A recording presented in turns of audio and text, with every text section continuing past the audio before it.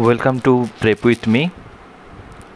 Prep with মিতে আজকে আমরা নিয়ে এসেছি ননটেকের জেলাভিত্তিক যে আমরা তথ্যগুলো তুলে ধরছিলাম সেই সিরিজটার সেকেন্ড লেকচার। তো সেকেন্ড যে লেকচারটা আজকে আমরা পড়ব, তো যেহেতু আমরা একটা ডিভিশন দিয়ে শুরু করেছি, তো আমাদের টোটাল পশ্চিমবঙ্গের 5টা ডিভিশন সেটা আমরা আগেই পড়েছি ননটেকের 1 নম্বর ভিডিওটাতে, যেখানে শুধুমাত্র ওয়েস্ট বেঙ্গল নিয়েই কথা বলা রয়েছে। এবং তারপরে আমরা যে ডিভিশনটা আমরা সবাইকার আগে যেটা আমরা নিয়ে আলোচনা করছি সেটা হচ্ছে মেদিনীপুর ডিভিশন। আমি আগেই বলেছি মেদিনীপুর ডিভিশনে টোটাল 5টা জেলাকে ফেলা হয়েছে, 23টি জেলার ভিতরে 5টি জেলাকে ফেলা হয়েছে। তার ভিতর আমরা যেগুলো নিয়ে এর আগের ভিডিওতে আলোচনা করেছি সেটা হচ্ছে পূর্ব মেদিনীপুর, পশ্চিম মেদিনীপুর এবং ঝাড়গ্রাম।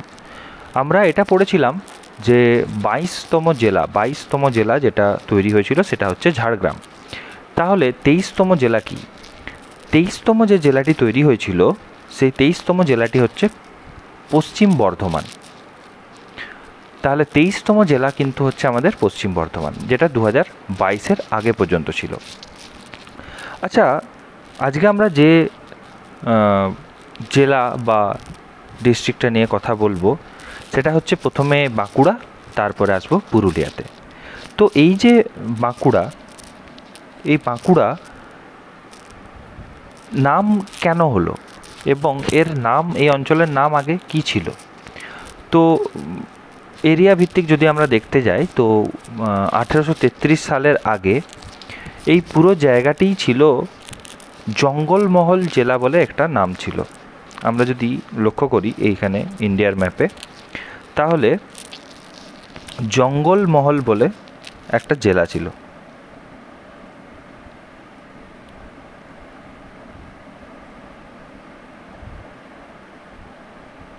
জঙ্গলমহল বলে একটা জেলা ছিল 1833-এর আগে, এবং এই জঙ্গলমহল জেলাটি যথেষ্ট বড় একটা জায়গা জুড়ে ছিল। সেই জঙ্গলমহল জেলা পরবর্তীকালে 1833-এর পর ভেঙে যায়, ভাগ হয়ে যায়। 1833-এর পরে সেটা ভাগ হয়ে যায়। তার ভিতর একটা অংশ নাম হয় মানভূম, এবং মানভূম জেলা থেকে জঙ্গলমহল যেহেতু আলাদা হয়ে যায়, কিছুটা পরিমাণ জেলার নাম তখন জঙ্গলমহল থাকে। এবং 1876 সালে সেই জঙ্গলমহল যে পোর্শন জেলাটি ছিল সেই জেলাটির পরিবর্তিত নাম হয় পশ্চিম বর্ধমান। এবং 1881 সালে এই পশ্চিম বর্ধমান জেলা থেকে কিছুটা পার্ট আলাদা হয়ে পড়ে, একটা নতুন জেলা তৈরি হয় যার নাম হলো বাঁকুড়া। এবং এই বাঁকুড়ারই সদর দপ্তর কোথায়? বাঁকুড়া জেলাতে। বাঁকুড়া জেলার নামকরণের পিছনে নানান ব্যাখ্যা রয়েছে, তবু এই বাঁকুড়া শব্দের সাথে বাঁকা শব্দটিকে যোগ করে দেওয়া হয়। এবং অনেকেই মনে করেন যে যেহেতু এখানে এক্তেশ্বর মন্দির রয়েছে, খুব বিখ্যাত এক্তেশ্বর মন্দির, সেই এক্তেশ্বর মন্দিরের যে শিবলিঙ্গটি সেটি বাঁকা, তো সেই বাঁকা শিবলিঙ্গ থেকে বাঁকুড়া নাম এসেছে। আবার কেউ মনে করেন যে এখানের যে লৌকিক দেবতা ধর্ম ঠাকুর, তিনি বাঁকুড়া রায় নামে প্রচণ্ড বিখ্যাত, সেই বাঁকুড়া রায় নাম থেকে বাঁকুড়া নাম এসেছে। আবার কেউ মনে করে যে এখানে যে স্থানীয় গোষ্ঠীপতি ছিল সেই বাঁকুড়ায়ের নাম থেকেও কিন্তু বাঁকুড়া শব্দ এসেছে। বা অনেকে মনে করেন যে বিষ্ণুপুরের রাজা বীর হাম্বুরের পুত্র বীর বাঁকড়ার নাম থেকে বাঁকুড়া নামটি এসেছে। দামোদর নদ এই বাঁকুড়া এবং বর্ধমান জেলাকে, যেটা বর্তমান পশ্চিম বর্ধমান জেলা, তাকে পৃথক করে রেখেছে। ওকে, এবার চলে আসি বাঁকুড়ার নদ নদী নিয়ে। তো বাঁকুড়ায় প্রধান যে নদীটি বয়ে গেছে সেটি হচ্ছে দ্বারকেশ্বর। এছাড়া দামোদরও রয়েছে, এছাড়া রয়েছে কংসাবতী, শিলাবতী বা শিলাই এবং গন্ধেশ্বরী। তো এরকম প্রশ্ন আমাদেরকে করতে পারে ইন্টারভিউতে যে আচ্ছা, বাঁকুড়া জেলাতে তাহলে আমরা যে বালি বা পাথর ইউজ করি সেগুলো কোথার থেকে আসে বা কিভাবে আমরা ইউজ হয়। তো আমরা বলতে পারি যে যে বালিটা আমরা জেনারেলি ইউজ করি বাঁকুড়াতে, এখন হয়তো সরকার থেকে বালি তোলা বন্ধ করে দিয়েছে, বাট গন্ধেশ্বরী এবং দ্বারকেশ্বরের বালি কিন্তু আমাদের এখানে কনস্ট্রাকশনের কাজে সবথেকে বেশি ইউজ হয়। এছাড়া যে পাথর রয়েছে সে পাথর কিছুটা তালডাংরা থেকে আসে, কিছুটা আবার মেজিয়া থেকে আসে। তো এই গেল এখানের বাঁকুড়ার একটা ছোট শর্ট বৃত্তান্ত বা তথ্য। বাঁকুড়া হচ্ছে টোটাল প্রায় 6,882 স্কোয়ার কিলোমিটার এরিয়া জুড়ে। এখানে প্রায় 38 লক্ষের মতো লোক বসবাস করে। 12টি বিধানসভা এবং 2টো লোকসভা কেন্দ্র এখানে রয়েছে, এবং পৌরসভা রয়েছে 3টি, মহকুমাও রয়েছে 3টি: বাঁকুড়া, বিষ্ণুপুর, খাতড়া। 2022-এর পরে তো বাঁকুড়া এবং বিষ্ণুপুর দুটি আলাদা ডিস্ট্রিক্ট হিসেবে ঘোষণা করা হয়েছে, কিন্তু এখনও সেভাবে আলাদাভাবে ডিস্ট্রিক্টের কাজ শুরু হয়নি। তাই বিষ্ণুপুরকে বাঁকুড়ার অন্তর্গত ভেবেই আমরা এখানে সমস্ত পড়াশোনাটা চালাবো।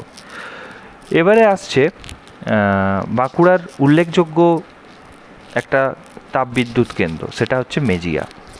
গোটা পশ্চিমবঙ্গের ভিতরে সবথেকে লার্জেস্ট যে তাপবিদ্যুৎ কেন্দ্র রয়েছে সেটা হচ্ছে মেজিয়া তাপবিদ্যুৎ কেন্দ্র।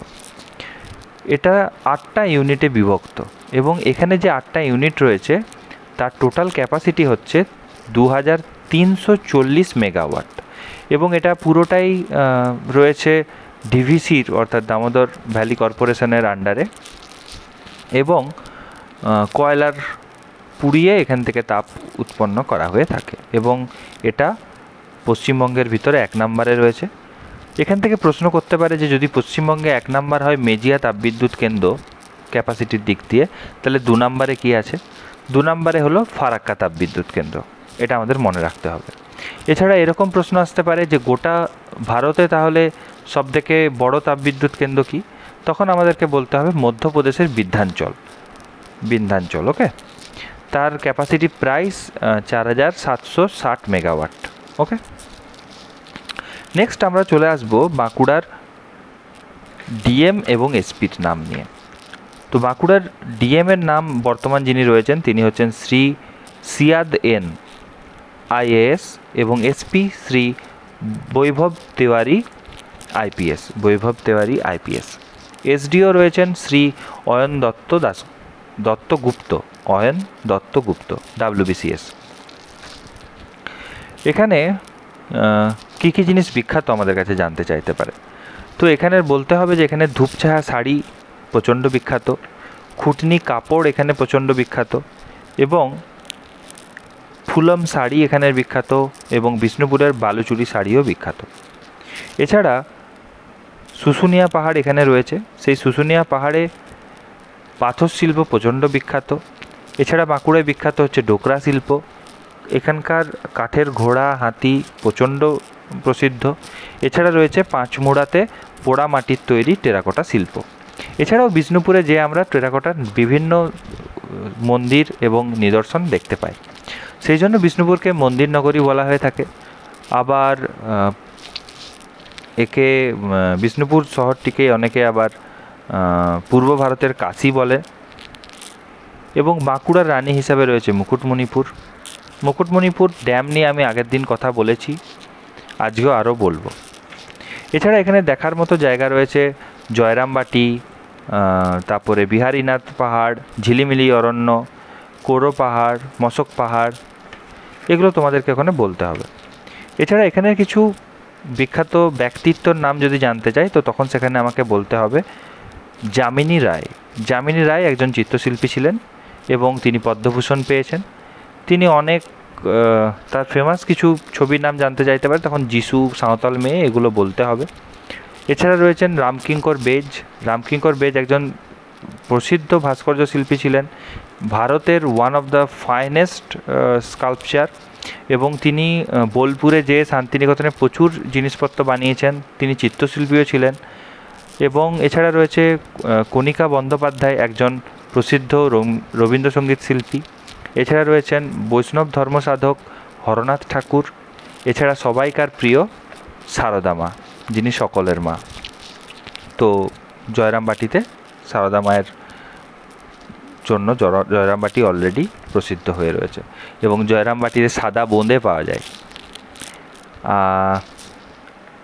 এছাড়া রয়েছে বাঁকুড়া শহরেই রয়েছে ছাতনার কাছে শ্রীকৃষ্ণ কীর্তনের রচয়িতা বড়ু চণ্ডীদাসের বাড়ি, এবং এই শ্রীকৃষ্ণ কীর্তন কাব্যটি, যারা বাংলা সাহিত্যের ইতিহাস পড়েছে তোমরা জানো যে শ্রীকৃষ্ণ কাব্যটি পাওয়া যায় হচ্ছে বাঁকুড়ার কাঁকড়া বলে একটা অঞ্চল থেকে। এছাড়া রামকিঙ্কর বেজ যিনি ছিলেন তিনি আমাদের বাঁকুড়ার যুগিপাড়ায় জন্মেছেন। এছাড়া বেলাতোড় প্রচণ্ড বিখ্যাত একটি জায়গা, বেলিয়াতোড়, সেখানে জন্মেছেন কবি নাট্যকার বিমল ঘোষ, তার ছদ্মনাম মৌমাছি ছিল। এছাড়া যামিনী রায়ও সেখানে জন্মেছেন। এছাড়া বাঁকুড়ার পাঠকপাড়ায় জন্মগ্রহণ করেছেন বিশিষ্ট সাহিত্যিক ও সাংবাদিক রামানন্দ চট্টোপাধ্যায়, তিনি প্রবাসী পত্রিকার প্রকাশক ছিলেন। এছাড়া আমরা যদি শুশুনিয়া পাহাড়ে যাই তাহলে সেখানে যে আমরা দেখতে পাবো যে 4th শতাব্দীর যেটা পশ্চিমবঙ্গের ভিতরে সবথেকে প্রাচীন শিলালিপি সেটা শুশুনিয়াতেই পাওয়া গেছে। সেখানে বাঘের মুখে জল দেখতে পাওয়া যায়। এছাড়া এই যে শিলালিপিটি ছিল এটা ছিল রাজা চন্দ্রবর্মার, এবং পূর্ব ভারতের কাশী তো বিষ্ণুপুরকে বলে, আমি আগেই বলেছি। এছাড়া বাঁকুড়া হচ্ছে শক্তিপদ রাজগুরুর জন্মস্থান। শক্তিপদ রাজগুরু যিনি অমানুষ, মেঘে ঢাকা তারা, অনুসন্ধান, নানান উপন্যাস লিখেছেন এবং খ্যাতি লাভ করেছেন। এছাড়া বাঁকুড়াতে এশিয়ার বৃহত্তম এবং পৃথিবীর 3য় বৃহত্তম কুষ্টাশ্রম রয়েছে গৌরীপুরে। এছাড়া বাঁকুড়াতে জন্মগ্রহণ করেছিলেন স্বাধীনতা সংগ্রামী গোবিন্দ প্রসাদ সিংহ, বাঁকুড়ার গান্ধী নামেও তিনি প্রসিদ্ধ। এছাড়া বাঁকুড়ার মালিয়াড়াতে জন্মেছেন অভিনেত্রী সুমিত্রা চট্টোপাধ্যায়।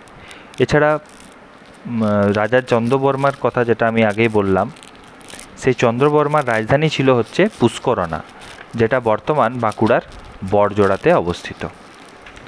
তো বাঁকুড়ার এই ছিল বাঁকুড়ার সমগ্র কাহিনী বা তথ্য, যতটা আমি তুলে ধরতে পেরেছি। এছাড়া আমরা বলতে পারি যে বাঁকুড়ার ইরিগেশন প্রজেক্ট নিয়েও তোমাকে প্রশ্ন করতে পারে। তো আমি আগের দিনই বলেছিলাম যে মুকুটমণিপুর ড্যাম যেমন বাঁকুড়াতে রয়েছে কংসাবতী নদীর উপরে। এছাড়া কংসাবতী যে নদীটি, তার থেকে অনেক ইরিগেশন প্রজেক্ট কিন্তু বাঁকুড়াতে রয়েছে, এবং সিমলাপাল এবং আমাদের কুকড়াকন্দর, এই সমস্ত যে জায়গাগুলো রয়েছে সেই সমস্ত জায়গাতে এখানের ইরিগেশন স্কিম থেকেই কিন্তু চাষবাস সম্পূর্ণ পরিমাণে হয়ে থাকে। মুকুটমণিপুর গ্রামের যে মুকুটমণিপুর অঞ্চলের যে জল সরবরাহ সেটা খাতড়াকে প্রচণ্ড পরিমাণ, খাতড়া যে অঞ্চলটি রয়েছে তাকে প্রচণ্ড পরিমাণে কিন্তু এফেক্ট করে, এবং এখানে চাষবাস সমস্ত কিছু কিন্তু এই সমস্ত ইরিগেশন স্কিমগুলোর উপরেই দাঁড়িয়ে রয়েছে। মুকুটমণিপুর ড্যাম যেটা রয়েছে সেটা একটা আর্দেন গ্র্যাভিটি ড্যাম, আমি আগেই বলেছি ভারতের মধ্যে একটা প্রসিদ্ধ খ্যাত এরিয়া। এগুলো তোমাকে জেনে রাখতে হবে। এখানে ডিয়ার পার্ক রয়েছে এবং এখানে দেখার জন্য মানে অনেক অনেক অনেক জিনিস রয়েছে বাঁকুড়াতে। তো সেগুলো জানতে চাইতে পারে যে বাঁকুড়া গেলাম, তুমি আমাকে কী কী ভ্রমণ করাবে, কোন কোন জায়গা দেখাবে।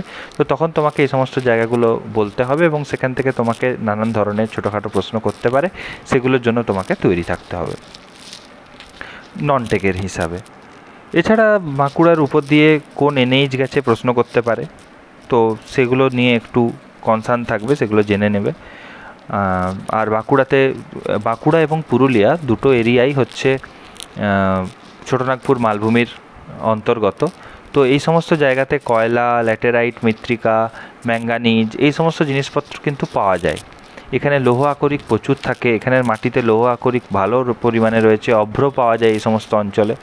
তো এইগুলো আমাদেরকে এই ছোটোখাটো জিনিসপত্রগুলো জেনে রাখতে হবে যাতে আমরা খুব সহজে সেগুলো কাউন্টার করতে পারি। এই গেল আমার বাঁকুড়া। আচ্ছা, বাঁকুড়ার আরেকটা কথা বলি, আরেকটা হচ্ছে শিলাবতী নদীর উপরেও একটি ড্যাম রয়েছে, সেখান থেকেও কিন্তু ইরিগেশন স্কিম রয়েছে এবং তার পার্শ্ববর্তী যে গ্রামগুলো রয়েছে সেই সমস্ত গ্রামে কিন্তু জল সরবরাহ হয়ে থাকে। তো এগুলো কিন্তু আমাদেরকে মনে রাখতে হবে, প্রশ্ন করলে মোটামুটি চেষ্টা করতে হবে সবগুলোকে অ্যাটেম্প করার। হয়তো সবগুলো পারা যাবে না, বাট চেষ্টা করতে হবে। এরপরে চলে আসি আমরা পুরুলিয়াতে। তাহলে আমরা আগেই বললাম যে 1833 সালে কি হলো, জঙ্গলমহল ভেঙে যেয়ে পরে একটা নতুন রাজ্য তৈরি হলো বা নতুন একটা জেলা তৈরি হলো। রাজ্য বলাটা ঠিক হবে না, একটা জেলা তৈরি হলো সেই সময়, যেটার নাম হচ্ছে মানভূম। এবং পুরুলিয়া, এই যে পুরুলিয়া যে অঞ্চলটি, সেই পুরুলিয়া অঞ্চলটির কিন্তু প্রথমে নাম পুরুলিয়া ছিল না। আমরা যদি একটু দেখতে যাই, একটু ব্যাকে যাই, একটু প্রিভিয়াসলি চলে যাই আমরা, তাহলে আমরা দেখতে পাবো যে ষোড়শ মহাজনপদ যখন আমরা পড়ব, সেই জায়গাতে বাঁকুড়া, পুরুলিয়া এই সমস্ত যে অঞ্চলটা ছিল সেটা কিন্তু বজ্রভূমি বলে একটি এরিয়ার অন্তর্গত ছিল। জনপদে, সেই ষোড়শ জনপদের ভিতর বজ্রভূমি নামক একটি অঞ্চলের অন্তর্গত ছিল। তো পরবর্তীকালে সেই বজ্রভূমি থেকে এখানে এখনকার পুরুলিয়ার তৈরি হয়েছে। এবং সেই সময় এখানে জৈন সাধকদের কিন্তু পৃষ্ঠপোষকতা ছিল, সেই জন্য বাঁকুড়াতেও অনেক জৈন মন্দির লক্ষ্য করা যায়। এবং বাঁকুড়ার একটেশ্বর মন্দির নিয়ে যদি আমাদের বলতে হয়, একটেশ্বর মন্দিরটা যদি আমরা ভালো করে দেখি, এটা এখানে শিবের উপাসনা হয় অবশ্যই, শৈব উপাসনা হলেও এই মন্দিরটি কিন্তু জৈন মন্দিরের মতো দেখতে। এবং এখানে সূর্য দেবতা রয়েছেন এবং সূর্য দেবতার কিন্তু এখানে পুজো হয়ে থাকে। একটেশ্বরকে কেউ ভেঙে একতাই ঈশ্বর এই সমস্ত কথাও বলে থাকেন, কিন্তু বুঝতে পারা যায় যে এখানে যে সমস্ত জৈন মন্দির ছিল সেগুলোকে পরবর্তীকালে চেঞ্জ করে সেখানে শিবলিঙ্গ বসিয়ে বা শৈবিক মত এনে সেই সমস্ত জায়গাতে কিন্তু হিন্দু ধর্মকে প্রচার করা হয়েছে। কিন্তু তবু জৈন ধর্মের নিদর্শন কিন্তু আমরা পেয়ে থাকি, যেমন আমরা মুকুটমণিপুরে পেয়েছি, সেরকম জৈন ধর্মের নিদর্শন আমরা কিন্তু পুরুলিয়াতেও পাই। তেলাকুপি বলে একটা জায়গা রয়েছে, সেই তেলাকুপি জায়গাতে আজ পর্যন্ত সেখানে প্রায় 9টি পুরনো জৈন মন্দির এখনও পর্যন্ত ধ্বংসাবশেষ সেখানে পড়ে রয়েছে, 9টিরও বেশি হতে পারে। সেই অঞ্চলটি লো ল্যান্ডের থাকার জন্য সেখানে জলে ভরে থাকে প্রায় বেশিরভাগ সময়টা। আবার গ্রীষ্মকাল এলে পরে সেই জায়গা থেকে জল সরে গেলে আমরা সেখানে অনায়াসে যেতে পারি। দেখার মতো জায়গা, খুব সুন্দর জায়গা। এছাড়া দেখার মতো জায়গা রয়েছে পুরুলিয়াতে পাঞ্চেত, পঞ্চকোট পাহাড়, রাজবাড়ি, অযোধ্যা পাহাড়, সুভাষ উদ্যান এবং Saheb Bandh, upper lower dam ইত্যাদি ইত্যাদি। তো আমরা যেটা প্রথমে বলছিলাম যে মানভূম জেলা তৈরি হলো 1833 সালে। এই 1833 সালে মানভূম জেলা তৈরি হওয়ার পরে 1956 সালে ভারত সরকারের মনে হলো যে যখন মানভূমকে ভেঙে ফেলতে হবে, কিছুটা পার্ট চলে যাবে বিহারে, কিছুটা পার্ট চলে আসবে হচ্ছে ওয়েস্ট বেঙ্গলে। তো মানভূম জেলার যে অংশটুকু পশ্চিমবঙ্গে চলে এলো, সেই এরিয়াটাই আজকের দিনের পুরুলিয়া নামে প্রচলিত। তাহলে পুরুলিয়ার নামকরণ হলো কখন? 1956 সালের 1 নভেম্বর। এই সময় মানভূমের যে পার্টটা চলে এলো ওয়েস্ট বেঙ্গলে, সেটাই হলো পুরুলিয়া। পুরুলিয়া প্রায় 6260 স্কোয়ার কিলোমিটার এরিয়া নিয়ে গঠিত। এখানে প্রায় 29.3 লাখ লোক বসবাস করে। এখানে শিক্ষার হারটা একটু কম, সেটা প্রায় 64%-এর মতো, যেখানে বাঁকুড়া শিক্ষার পার্সেন্টেজ কিন্তু প্রায় 72-72%-এর মতো। এখানে পুরুলিয়াতে 3টি পৌরসভা রয়েছে, পুরুলিয়া, মালদা, রঘুনাথপুর। এবং পুরুলিয়াতে পঞ্চায়েত সমিতি রয়েছে 20টি, ব্লক সমিতি রয়েছে 20টি, বিধানসভা রয়েছে 9টি এবং লোকসভা হচ্ছে 1টি। পুরুলিয়া 3টি মহকুমা নিয়ে গঠিত। পুরুলিয়ার বর্তমান ডিএমের নাম হচ্ছে ডক্টর রাজত নন্দা IAS এবং এসপি হচ্ছেন শ্রী আশিস মরিয়া। জাস্ট রিসেন্টলি তিনি এই পদে যুক্ত হয়েছেন। এছাড়া এখানে তো দেখার মতো রয়েছে কংসাবতী নদী, দ্বারকেশ্বর নদী, কুমারী নদী, সুবর্ণরেখা, অযোধ্যা, বাঘমুন্ডি পাহাড়, পাঞ্চেত পাহাড়। এছাড়া দামোদরের উপর এখানে পাঞ্চেত বাঁধ রয়েছে, যেটা প্রচণ্ড ইম্পর্ট্যান্ট একটা জায়গা, বাট এটা ঝাড়খণ্ড এবং বাংলা দুজনেই এটা শেয়ার করে থাকে। এখানের মাটি সম্পূর্ণভাবেই ল্যাটেরাইট মাটি। এখানে ব্রাহ্মণী জলপ্রপাত রয়েছে, তুর্গা জলপ্রপাত এখানে রয়েছে। এই সমস্ত অঞ্চলে গ্রানাইট, চুনাপাথর, কয়লা, ম্যাগনেটাইট এই সমস্ত খনিজ পাওয়া যায়। তবে পুরুলিয়া প্রধানত বিখ্যাত হচ্ছে ছৌ নাচের জন্য। এইখানের যে ছৌ নাচ, সেটা একটা বিশেষ ধরনের ছৌ নাচ এবং এই ছৌ নাচে কিন্তু মুখোশ ব্যবহৃত হয়। এই প্রশ্নটা কিন্তু তোমাদের করতে পারে এবং তোমরা একটু ডিটেলসে জেনে রাখবে যে ছৌ নাচ যেটা হয়, ছৌ নাচ কিন্তু দু রকমের জেনারেলি হয়ে থাকে, বা জেনারেলি 3 রকমের হয়ে থাকে। কিছু কিছু ক্ষেত্রে মুখোশ পরে ছৌ নাচ হয়, কিছু কিছু ক্ষেত্রে মুখোশ ছাড়া ছৌ নাচ হয়, আবার কিছু কিছু ক্ষেত্রে রয়েছে আদিবাসীরা নিজেরাই নিজের মুখে বিভিন্ন রং করে তারা এই ছৌ নাচ পারফর্ম করে থাকে। তো এটা নিয়ে একটু ইন ডিটেলস তোমরা জানবে, কারণ এখান থেকে প্রশ্ন আসতে পারে। ছৌ নাচ যখন তোমরা বলবে তখন সেখান থেকে আরও ডিটেলসে জেনে নেওয়া মনে হয় বেটার। এখানে মুখোশ গ্রাম রয়েছে চড়িদা, এবং এখানে প্রধান কিছু যদি আমরা ব্যক্তিদের নাম বলি, তার আগে আমরা একটা বলে নিই। সেটা হচ্ছে যে এখানেও একটা ভালো তাপবিদ্যুৎ কেন্দ্র রয়েছে, যার নাম হচ্ছে সাঁওতালডিহি তাপবিদ্যুৎ কেন্দ্র। এবারে আমরা চলে আসছি এখানের বিশেষ ব্যক্তিদের নাম নিয়ে পরে। প্রথমে যে নামটা উঠে আসে সেটা হচ্ছে সিধু কানুর নাম। সিধু কানু সম্পূর্ণভাবে সাঁওতাল বিদ্রোহের সঙ্গে যুক্ত, এবং এটা কিন্তু শুধুমাত্র পুরুলিয়া বা বাঁকুড়া এরিয়া জুড়ে নয়, এটা একটা বিশাল বৃহত্তর আন্দোলনের পার্ট। তাই এটা আমাদেরকে মনে রাখতেই হবে, এবং তাদের সম্পর্কে যতটা জানা সম্ভব সাঁওতাল বিদ্রোহ সম্পর্কে ততটাই আমাদের জানতে হবে।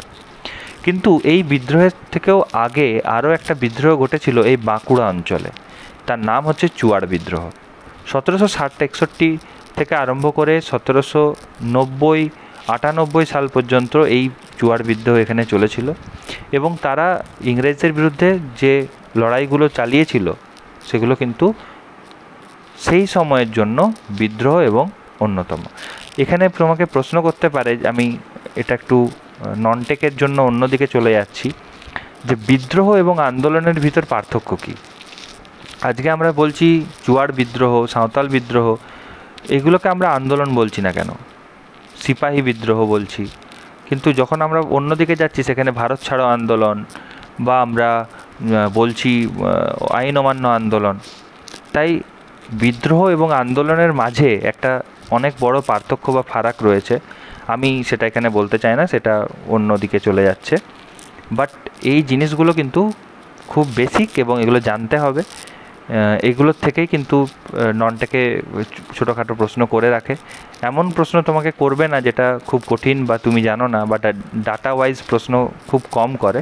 বাট ওনারা দেখতে চাইতে পারে যে তুমি কতটা এটা সম্পর্কে ওয়াকিবহল, কতটা তুমি বাংলা সম্পর্কে জানো, কতটা তুমি ইতিহাস জানো, বা এই সমস্ত জিনিস নিয়ে পরে তোমাকে বলতে পারে। তাই বিদ্রোহ এবং আন্দোলনের ভিতর একটা বেসিক ফারাক রয়েছে, সেটা তোমাকে জানতে হবে। যাই হোক, এছাড়া যেটা আমরা বলছিলাম, তো এখানে পুরুলিয়াতে সিধু কানু ছাড়া যে রয়েছে তিনি হচ্ছেন লাবণ্য ঘোষ। লাবণ্য ঘোষকে মানভূমের জননী বলা হয়ে থাকে, মুক্তিযোদ্ধাদের মধ্যে তিনি একজন ছিলেন। এছাড়া এখানে জন্মগ্রহণ করেছেন অরুণ চন্দ্র ঘোষ, যিনি পটকা সত্যাগ্রহ আন্দোলনের সাথে যুক্ত ছিলেন। তো এই গেল মোটামুটি পুরুলিয়া এবং বাঁকুড়া। আমরা মেদিনীপুর ডিভিশনটা টোটালি শেষ করলাম, এবং এরপর আমরা চলে যাব, যেহেতু আমার যারা সাপোর্টার রয়েছে বা সাবস্ক্রাইবার রয়েছে বা যে সমস্ত স্টুডেন্টরা রয়েছে, তারা দার্জিলিং, কালিম্পং এইগুলো নিয়ে পরে প্রথমে ভিডিও বানাতে বলছে। তো আমরা মেদিনীপুর ডিভিশন যেমন শেষ করলাম, আমরা এবারে চলে যাব ওই দার্জিলিং, কালিম্পং এবং জলপাইগুড়ি বা ওই কোচবিহার ওই সমস্ত দিকের, এবং ওই সমস্ত দিকের ননটেকগুলোকে আমরা শেষ করার চেষ্টা করব যত তাড়াতাড়ি সম্ভব। আজকে এতটাই, থ্যাংক ইউ। আর তোমরা দেখতে থাকো ভিডিওগুলোকে লাইক, শেয়ার, কমেন্ট, সাবস্ক্রাইব করতে থাকো, চ্যানেলটার পাশে থাকো। তোমরা চ্যানেলটাকে যত সাপোর্ট করবে আমি তত এন্থু পাবো এই সমস্ত জিনিস তৈরি করার। আমার যতটুকু জানা রয়েছে বা আমি যতটুকু সংগ্রহ করতে পারবো, সেই সংগ্রহ থেকে তোমাদেরকে চেষ্টা করব যতটা হেল্প করা যায়। তাই আমাকেও তোমরা সাপোর্ট করতে থাকো, চ্যানেলটাকে সাবস্ক্রাইব করতে থাকো। Thank you.